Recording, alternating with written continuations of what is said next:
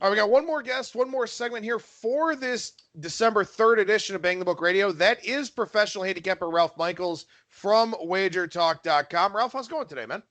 Going great, Adam. Always enjoy Tuesday mornings with you, and even more exciting when we get to talk both college hoops and college football.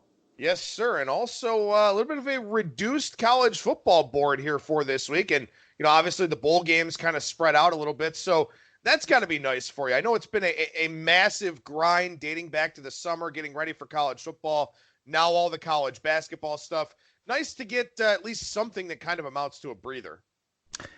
It is. And, like anything else, when you have multiple sports that you're trying to do and do well, it's always easier when you're winning and it's tougher when you're losing. But, as handicappers, it's a lesson for our bettors as well. There are times when you just need to take a breath. And if things aren't going great and you're treading water or losing, just take a break and step back a second and reevaluate and then go back at it again. It's a long season. Missing one session or one day of games doesn't mean that it's going to ruin your season. And another thing too, and I've talked with a couple different people about this here. Every year in December, I kind of like to reevaluate, a lot of things about my life. Not talking about New Year's resolutions or anything like that, but just sort of assessing how things went over the year. And from a handicapping standpoint, it has not been good for me. About 500 in both contests. It was a decent college football season, not great. An awful baseball season. And one of the biggest things here is that bankroll management is so important, whether you're doing well or you're not doing well.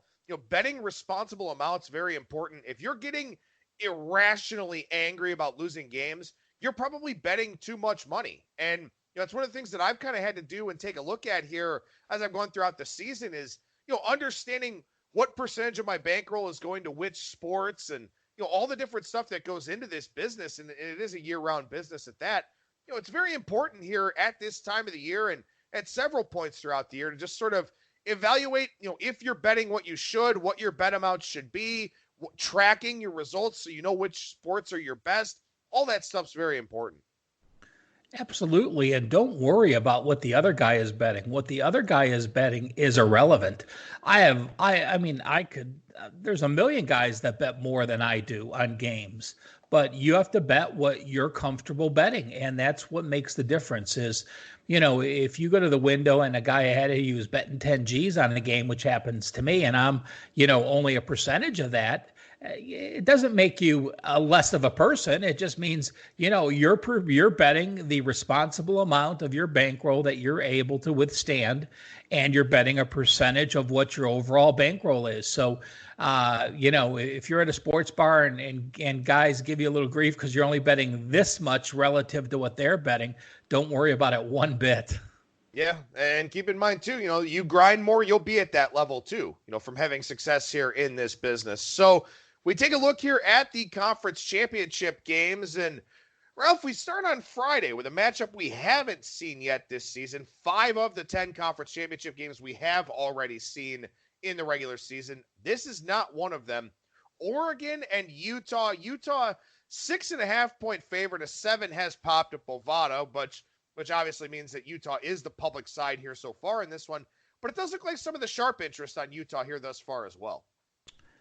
Absolutely. You're going to handicap motivation in these games. And, obviously the motivation is quite different between these two teams.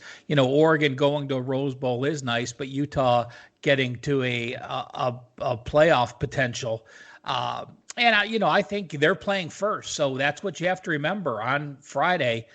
Utah plays this game and they're not scoreboard watching because there's no other games on Friday. They win this game, they have a legitimate shot to go to the playoffs. And I look at what their defense has done. And, in the last 6 weeks, they've held 4 opponents to a season low. And that's really what I look at this point in time. When you're comparing yards, so many teams play different tempos and different styles that yards to me isn't important. But if you have played a 12-game schedule and in the last 6 games, you've held 4 opponents to their season low, you are playing legitimate defense. And I look at what they've done, and boy, in the last 7 weeks, they have allowed about 200 yards per game. One opponent had over 270 yards in that stretch. That was a game at Washington where they did give up 316 yards passing. I just think I look at Utah and their D-line doesn't get enough credit. Everyone has always said they're a top 5 D-line in the country. The way they're playing right now, I really think Utah has the best D-line in the country and couple DBs to go with it. When you can play that kind of defense and rush 3 or 4 people and get pressure, that's the kind of team you love to back. And it's amazing to me that I don't think what Utah is doing is getting enough national respect. I think in the betting community, they're getting a lot of respect because their lines get bet up just about every week. Almost week in and week out, they're a big favorite in a fairly low total game. There's certainly some interesting correlation between the sides and the totals for their games where they're even covering, as a 21-point favorite with a total of 37, as a 16-point favorite with a total of 47, won and covered 8 straight here for Utah. I've not been impressed at all with Oregon down the stretch. And even that USC blowout, a lot of weird things happened. At one point, they had like 49 points in that game with like 250 yards of offense. That was a real strange game, not nearly the performance that the final score would indicate. They covered that game. They covered against Arizona. Arizona's a dumpster fire. Oregon's body of work just doesn't impress me. And I understand why this line's gone up. I understand why this line probably gets to 7 here at more than just the publicly tuned shops. I think Oregon obviously does want to win the division or does want to win the conference. They do want to go to the Rose Bowl. I just don't think they're good enough to do it. I think Utah's got to be the side here just because they've been stunningly consistent. Whereas Oregon, week in and week out, I don't really know what I'm getting. Well, let's compare quarterbacks, Huntley or Herbert. Herbert might go higher in the draft, but Huntley's the guy that has been able to move the ball and get you first downs on the ground as well. Hell, he has 5 rushing touchdowns to go with a 16-2 ratio. Zach Moss, to me, is probably the second best running back in the country. And again, like you said, doesn't nearly get enough credit. People know Zach Moss is going to run the ball. There's no question. Yet the team is averaging over 200 yards per carry, almost 200 yards per game, almost 5 yards per carry. Zach Moss has 1,200 yards, 15 touchdowns, 6.2 yards per carry. It's a team that, again, I agree with you. Publicly, they don't get enough credit because they're playing on the left coast and they're playing at night and they're not a sexy team. But when you have a quarterback that is a 16-2 ratio and you have Zach Moss and you have one of the best defenses in the country, you're a damn sexy team when it comes to betting them against the spread. Well, not only that, Kyle Whittingham is an excellent head coach. They've got an advantage in that department here, too, over Mario Cristobal, who's a very good recruiter, but I don't think his in-game and his preparation is on the level of Kyle Whittingham, who now is probably head, shoulders, knees, and toes the best coach in the Pac-12. With Chris Peterson deciding to move on, which was quite a bombshell here this week. Yeah, and, hey, good for Peterson. Hopefully it's not a health issue, and hopefully he just got tired. And, it's refreshing that a coach can step away like that, and it's good. It has to be hard for these coaches. I'm sure Peterson's in that $4 million a season range. So to step away from that kind of money means, number one, you're probably pretty comfortable, and number two, you've just had enough. And I'd much rather see that than a coach try to extend a stay because he needs the cash or just wants to stay as long as he gets the boot. All right, so like I said, that first game, Oregon and Utah, those two teams didn't play in the regular season. In the next 2 games we're going to hit, Louisiana, App State, Baylor, Oklahoma, those teams did play in the regular season. Cincinnati and Memphis, of course, just played last week. Hawaii and Boise State played each other. That was a real shootout type of game on the blue turf. And then Wisconsin, Ohio State, as we know, they also played each other. So when you get these rematch situations in the conference championship game, Ralph, just as a whole, not looking specifically at these 2 games just yet, how much do you factor that first game into the equation? Well, let's start with this, Adam. If we have a scenario that I need to get some numbers and look at the database, well, let's look at what the numbers really are so we know the legitimate numbers. We're not talking about this game, but let me just throw it out there. Since 2007, there have been 3 times when teams have played back-to-back games, like Memphis and Cincinnati. Stanford, UCLA 2012, Boise and Fresno in 2017, Middle Tennessee and UAB in 2018. I'll just say this. A sample size of 3 is pretty small. The favorite has gone 2-1, but the dog has gone 3-0 against the spread. So that would be Memphis and Cincinnati. When we're looking at teams that have played each other in the same season in a conference tournament, a conference game. So this is a conference finals, with the exception of there's been like 1 or 2 times where 2 conference teams played each other because of some fluky schedule. But since 1998, there have been 49 times where teams have played each other. And the old adage is what? It's hard to beat a team twice. Well, the team that won the first game has gone 29-20 straight up in the second game. But against the spread, they've gone 23-3. So exactly 50% against the spread, 29-10 straight up.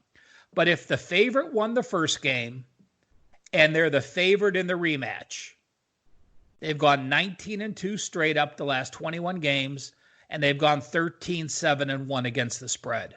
So, for those that say, oh, well, they won and covered the first game, they're not. Well, 19-2 straight up is pretty strong. 13-7-1 against the spread is pretty strong as well. Yeah, and of course, in this year's round of conference championship games, that means Boise State, Memphis, Ohio State, and Oklahoma. So again, 19-2 straight up. If they were a favorite the first time and they won, and they're a favorite here in the rematch, 19-2 straight up, 13-7-1 against the spread. So with that, we go to this Sun Belt Conference Championship game of Louisiana and App State.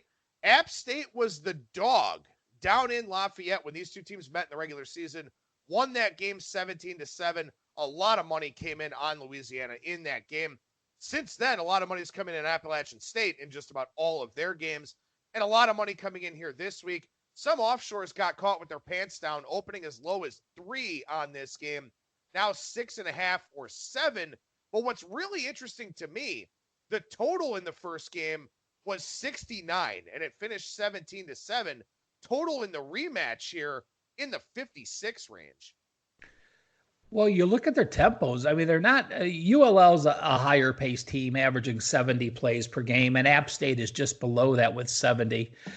And I was surprised when I did my stat sheet this week and comparing the two teams. The strength of schedule exactly even, 113 and 114. And if you say who's the more impressive team, in my head, I would have said App State. But looking at yards per game diff, ULL has played a one slot tougher schedule than App State, or exactly even. And they're number 10 in the country at plus 131 yards per game. App State is number 15 at plus 115 yards per game. And in yards per play, App State is plus 1.4, and ULL better at plus 1.7. But with that said, there's no way in the world. There's only one way for me to bet this game, and it is Appalachian State. You look at the ULL injury report for that ULM game. Boy, if you weren't on ULM last week, they were missing their nose tackle. They were missing both safeties. They were missing their linebacker. They had 4 or 5 defensive players, and they got a guy who got booted out for targeting. They gave up 570 yards, their worst performance of the season. This is the team that played Mississippi State and played Ohio and played a lot of teams and allowed 570 yards per game. Couple guys may be back, couple guys may not be back. Like the nose tackle, who is probably their most important player, has one of those injuries where he definitely is going to have surgery.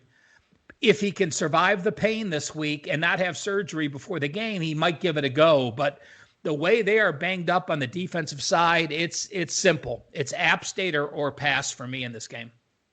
Well, and App State beat Louisiana twice last year, although Louisiana obviously a much better version of themselves here this year. It was 30-19 in the title game. It was 27-17 in the regular season. Both games in Boone at Appalachian State. Appalachian State's got a little bit of elevation too, by the way, so that's something to keep in mind here maybe for the second half of this game. I will say this, one of the things about strength of schedule that is a little bit difficult here at this time of the year is that, North Carolina maybe doesn't have the record. South Carolina clearly doesn't have the record, but those are two Power 5 conference teams where South Carolina just had a little bit of a down year. They played one of the most difficult schedules in college football too. So App State, I think it's hard to say that they played a slightly worse schedule just because they had those two group of 5 teams. But look, the primary thing for me, and maybe sometimes we overcomplicate handicaps like this, App State is the king of the Sun Belt. They just are, period. And until somebody knocks them off that, isn't Georgia Southern playing that option, I have a hard time picking against them. So a lot of lost line value in this game with the move from 3 to 6.5. But still, App State these are the games that they win and they cover here in this conference. Well, Adam, your assessment of the strength of schedule is very astute. And, I'm going to add one thing, which adds a little bit to the App State point. If you look at conference-only stats, App State is plus 192 yards per game. ULL is plus 98 yards per game.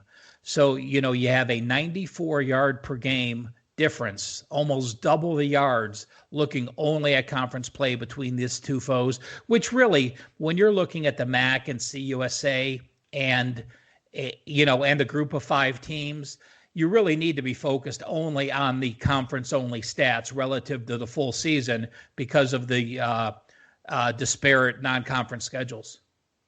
All right, so we take a look at another rematch here. Game 109-110 is Baylor and Oklahoma. Oklahoma, 8.5 or 9-point favorite here for this one in Arlington. Ironically enough, something for you to keep in mind here on Saturday, Baylor basketball plays a huge game. I can't remember who they play on Saturday. I'll have to look it up here as we're talking, but they play a huge game on Saturday, and I bet no one's going to be there because Baylor about a 2-hour drive up to Arlington for this conference championship game here in the Big 12. But two things are very interesting about this one here, Ralph. Oklahoma, a 9-point favorite. They were a bigger favorite on the road in Waco. They were a 10.5-point favorite in the regular season meeting. Also, the total here adjusted down 6 points, closed 62.5 in Waco, or 68.5 in Waco, 62.5 here now, but maybe that's the reason why this total is going up a little bit. The Arizona Wildcats would be that foe that will be traveling in to face Baylor. This is a game where, like a lot of people, I say, boy, Oklahoma's defense has just gotten thrashed. But I'll tell you what, looking back at this game, their scores are so misleading. Against their last 5 foes, they held TCU to a season low. TCU only lost that game 28-24. TCU had 11 first downs, 204 yards, and 65 yards passing. They held Baylor to a number 2 low. Baylor scored 31 points on only 307 yards and 18 first downs. They held Oklahoma State to a number 2 low. Oklahoma State, again, the Sanders injury and the wide receiver injury, we understand that. Texas, they held Texas to a season low, 305 yards, but gave up 27 points. So you look at their yards, they're allowing under 20 first downs per game and 336 yards per game. But it's their points that are misleading. The Iowa State a 1-point win, the Baylor a 3-point win, the TCU defense a 4-point win. So, they have I don't know what the opposite of bend and don't break is. Bend and don't break defense would be giving up a lot of yards and a lot of points. They have the break but don't bend defense that they're giving up a lot of points on big plays, and then they hold people on yardage. So a lot of penalties, a couple mistakes in the special teams category. With that said, excuse me. With that said, though, I went back and forth on this game. It's one where I'm not going to have a strong opinion on it. I lean with the under in the game, and if I'm leaning the under in the game, that makes me lean with a dog that is getting points with, a coach Matt Roll who has done an incredible job here. So again, this is one of these, unfortunately, my most wishy-washy game of all the tournaments, and it has me leaning Baylor and the under. Yeah, I mean, I can understand that. You look at Oklahoma here, 52nd in the country in points per game allowed, 24.7. They have given up 26.3 in conference play. But, I mean, this is a defense that really isn't that bad. They're 42nd in yards per play allowed. So weird things happen in their games for one reason or another. One of the other things about Oklahoma that's been really concerning this year, they've played one good half and one awful half several times. Second half last week against TCU was a disaster. First half against Baylor was really bad. The fourth quarter against Iowa State was terrible. They should have blown Texas out in the Red River rivalry game. Left points on the field in the first half, played poorly in the second half. I don't know what's going on. I don't know if it's a Lincoln Riley thing. I don't know what it is, but for a full game, I cannot trust Oklahoma. And the problem is, I don't know which half is going to be their good half. So I don't think I'm going to play this game either. I understand being wishy-washy on it, but this Oklahoma team is incredible. They look like a legit top 5, top 3 team one half and like a middle of the pack team in another half. I don't remember a team, with as much potential, as much ability to be elite as this Oklahoma team has, and to see their full body of work, it's astonishing. Yeah, it really is. Let's add in another dynamic here. You now need style points. If Oklahoma gets the lead and they're going to have known what Utah did, they could be sitting on here that, do you perhaps have a bubble burst? I don't think so. I think as a coach, you could say, well, listen, even though Utah's ahead of us and even though Utah won, but if Utah blows out Oregon on Friday, how do these kids come up Saturday morning and go, well, shit, even if we win by 25, we're not going to make the playoffs? Does that mentality come into it? On the flip side, let's say this. Let's say Baylor has a 14-point lead. Are they all of a sudden going to go, oh, crap, last time we had a 21-point lead and we couldn't even hold them off? So you have different dynamics there that you have to try to handicap. But I think the Utah result clearly is going to affect the Oklahoma game one way or the other with the players. Yeah, I totally agree. I mean, obviously, Oklahoma's going to want to win the Big 12 no matter what happens, but the style points dynamic is important because, if they take their foot off the gas in the second half, and they've done that before here this year, do you really want to be holding Oklahoma -9? Or maybe it goes to 8.5, maybe it goes to 8, who knows? I don't want to hold a full game ticket in that regard. But if Utah struggles, maybe only wins by 3, something like that, I'd be more inclined to take the Oklahoma laying 9 or something like that because that blowout is more in play because they won't take their foot off the gas. It is really interesting. There's a lot of side dynamics at play here in some of these games, and each and every one of these teams wants to win the conference, wants that trophy, wants that flag that flies forever, so to speak. But the manner in which they're going to go about doing it can change based on what happens in some of these other games. There's no question. And, listen, Oklahoma has been king of the Big 12. We know that. For Baylor to win a Big 12 title and go to a New Year's Six Bowl, they may go to a New Year's Six Bowl anyway, but for them to win this and go to a New York Six Bowl and have one loss, Matt Rule becomes coach of the year in my book. There's not even a question from what people thought he was going to do. So, the motivation's a little different. Oklahoma's goal is the national championship. And Baylor may very well say, listen, our goal is a national championship. But I guarantee you, back when they were playing SF Austin in August, Baylor players weren't thinking we can get to the playoffs. Oklahoma was. And that's the difference. People say, well, look, they're one loss. Yeah, their motivation or their goals are to get to the playoffs. But when you're talking about these motivations and goals, I'm talking about year-long goals where, the Oklahoma players, when they came into practice last March, their goal was to get to the playoffs.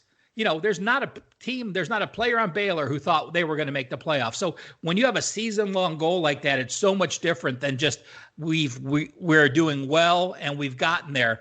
I think Baylor is ecstatic just to get a 1-point win and win the Big 12 title. So, I don't I don't think that the Utah result either way will get me on this game because, as I said, I was so wishy-washy. But I think that if you're an Oklahoma bettor, watch that Utah game, and if Utah gets behind, make sure you jump on Oklahoma before the game finishes and bet them if you want them. Now, just because you can run up the score doesn't mean you can. A lot of times that means there's added pressure and you're not going to be able to run up the score. But if you like Oklahoma anyway and you get them before that Utah game is final, you're going to be paying a half or a whole point less because we know the public markets will be on Oklahoma the next morning after a Utah loss. Yeah, that's an excellent point. Again, I mean, and you look back to last week with an example. Western Michigan losing on Tuesday in their MAC matchup against Northern Illinois. Central Michigan all of a sudden with a chance to go to the conference title game. That line shot up, 3.5 points before that game actually kicked off. So, again, that's a really good example and something that you need to keep in mind here for future college football seasons, as well as here this week. Ralph, we transition over to the college basketball side of things, and before we look at a handful of games, I want to look at a couple tonight and a couple tomorrow, time permitting.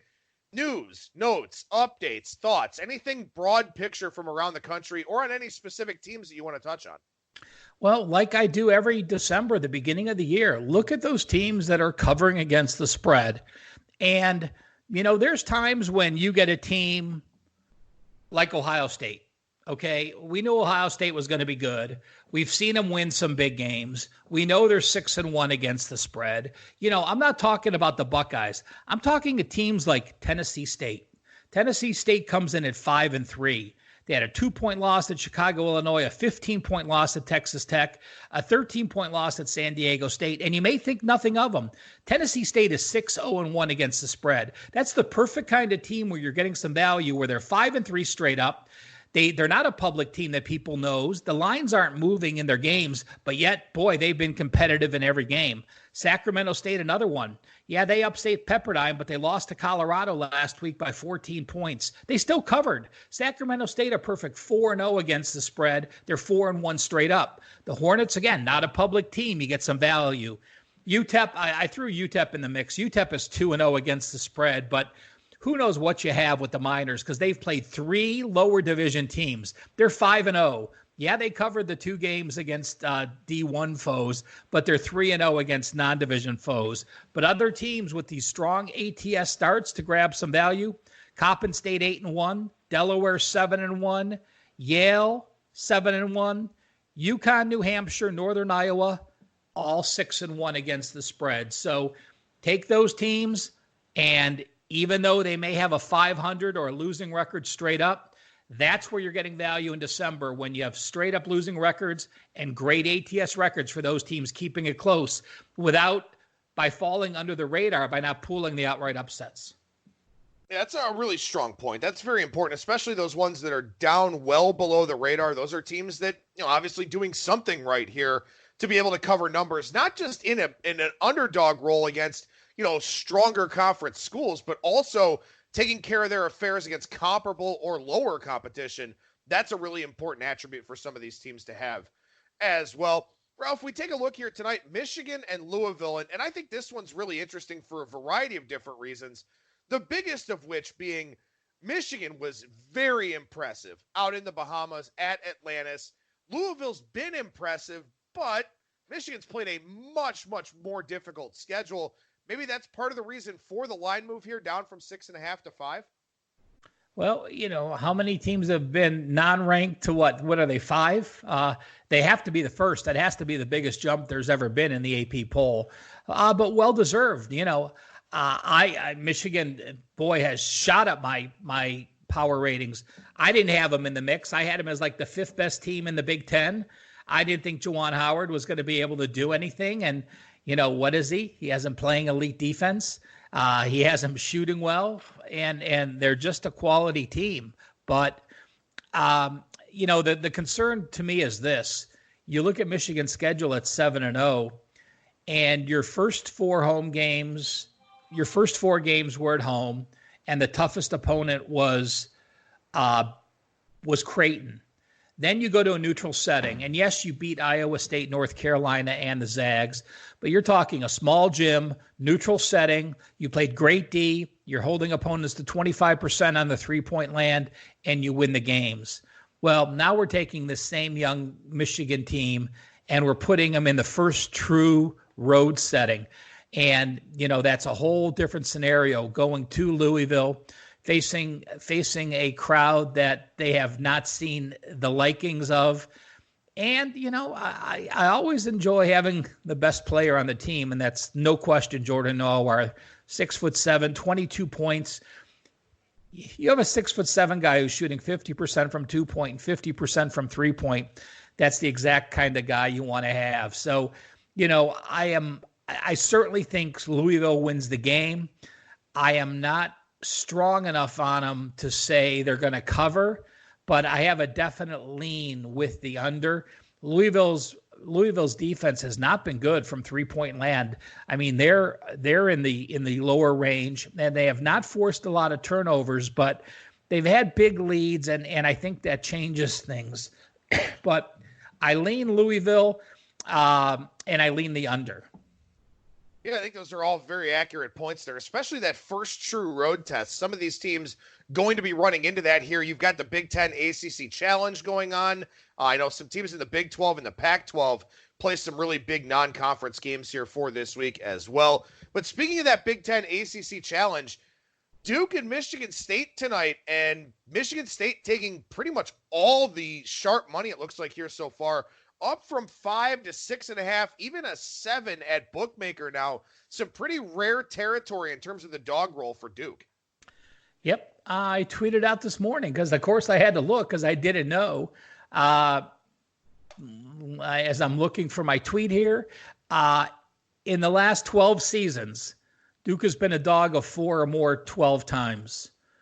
And since 2012, they are 6-1-2 against the spread as a dog of 4 or more. The only game they did not cover as a dog was that game early in March last year against North Carolina, where Zion didn't play, and they went into Chapel Hill and they lost 79-70. So their only game they didn't cover was only a 9-point loss. So you're never going to get blown out if you're Duke. Watching the Cassius's line up, Winston and Stanley is going to be incredible tonight. I still think Michigan State, isn't that same team without Langford. Once they get Langford back, I think Michigan State is clearly the best team in the country. But Duke's got the young kids. Duke knows what to do with the young kids. Vernon in the middle is just playing incredible as a freshman. I cannot say, I'm not going to be on the game, but I can say this. I could not bet Michigan State and say, I gave Duke 6.5 points. What was I thinking? How stupid am I? So when you have that kind of statement, I certainly have a lean with the Blue Devils tonight. All right, so we transition over to Wednesday, and this is an interesting game here, and I really want to get your take on this one because I do a situational article every week over at BangTheBook.com trying to find just some kind of fascinating spots, and we've got Mountain West is in conference play starting on Wednesday. The Big Ten teams actually get back into conference play after this Big Ten ACC Challenge, but this game kind of jumped off the page to me a little bit. Penn and Villanova. It's actually the first tip-off of the day tomorrow. Penn beat Villanova for the first time since 2002 last year, and this is another one of those close geographic rivalries. Credit to Villanova and Jay Wright for playing a lot of these teams in the Philadelphia area in the non-conference, but Villanova should be a healthy favorite in this one tomorrow. Maybe not the same team they've been in the past, but they do have revenge on the brand. Yeah, they play the Big Five every year, don't they? I think they do, yeah. Isn't it? Yeah, that you have the Big Five in Philadelphia, and they play the round robin. So, Villanova's the one team that might say, hey, we want out of it, but they haven't. So I agree. Hats off. You look at Villanova, and you only have losses to Baylor and Ohio State. So you could say, you have probably two of the best losses there are out there. Baylor was a neutral setting, and Ohio State was at Columbus.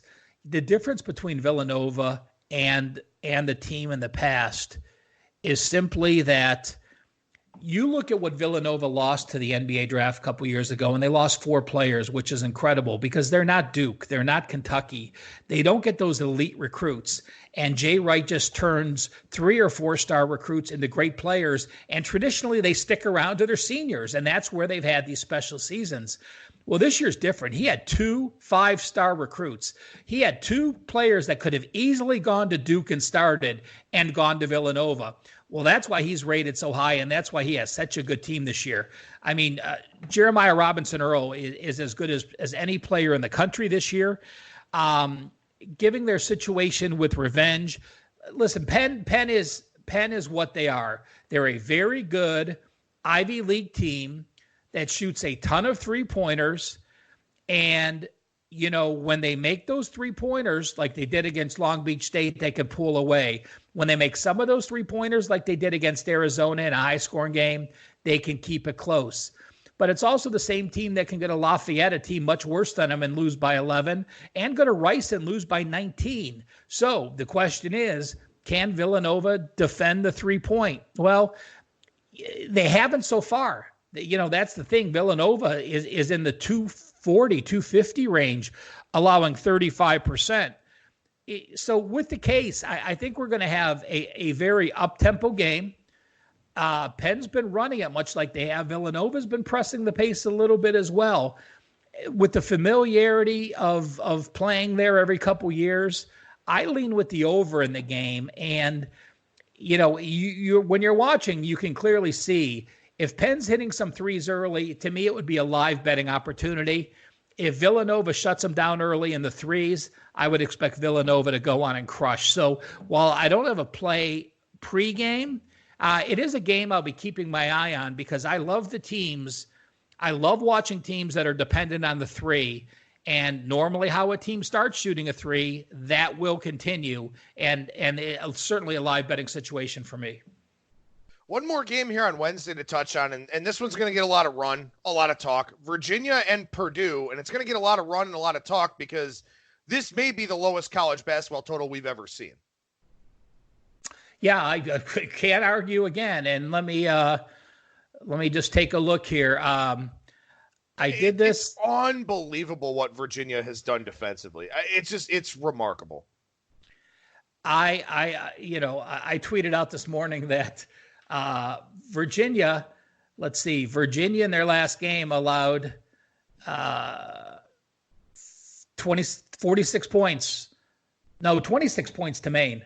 And Virginia's football team allowed 30 to Virginia Tech. So Virginia's allowing 40.3 points per game this year. And that's less than 3 college football teams did. I'm looking up totals right now, Adam. In my database, in 2007, there was a 98.5 total between Dartmouth and Princeton. and the game went under by 2.5 points. Princeton. Let me look at some of the more current ones. Virginia, Maine, the total was 105.5. 103.5, Delaware State, Howard. Yeah, we're looking at. I only have one total under 100. I have Cornell, Princeton at 100, Princeton, Columbia at 105, Brown, Princeton at 101, and those were the 2007 Princeton games where, you know, it was take every second on the shot clock and then shoot the ball. So I don't know if it's going to get down to the 99s, but my first instinct would be just to take the under. And I like Purdue. I'm happy with what they've done. Florida State, you were playing a better team in Niceville in a tournament where Florida State had the proximity. You lose in overtime. You go to Marquette against Howard and, you lose by 10. You go to Texas and you lose by 10. But now you're at home. And what we've seen with Virginia is this. I guess you went to Syracuse and you allowed 34 as well. I love watching Virginia. I absolutely will be watching this game. My instinct would be to bet the under, like you said, even if it's over 103. I will say this: I will be on the under. So, and I think it'll open 105, 106 because we're still early in the year. we have a lot of people still betting football. We don't have a lot of sharps on college hoops. There are some groups that have been hitting the totals, but you're not going to get those run at the totals where we had in those UCF Taco Fall days last year where, we could open 111 and it can close 103. So I think there's value on that. Virginia is the slowest paced team in the country, and Purdue is number 348. So there's 353 teams, and we have the slowest and the fifth slowest. And we have a game that's going to be the best defenses both teams has faced. And we have a situation where Purdue is playing off a loss with some desperation. I pick Virginia to win by a basket, and I'm going to play anything under 103. Ralph Michaels, professional handicapper over at wagertalk.com. Ralph, what's going on over there right now, man? Well, for those that need some college football information still, we have the stat compare sheet. We've got my power ratings, got a convenient one-page schedule. Be starting the NBA daily tip-off sheet tomorrow. And for those that like a little daily college basketball, Joe Ranieri and I do a daily podcast on college hoops at Wager Talk TV. You can make sure you check it out. And, of course, as always, make sure you follow Ralph on Twitter at CalSportsLV, a wealth of information over there on that Twitter timeline. Ralph Michaels, professional handicapper over at wagertalk.com. Thank you so much for joining me, man. Really appreciate it. We'll talk to you again next week. Thanks, Adam. As always, a pleasure.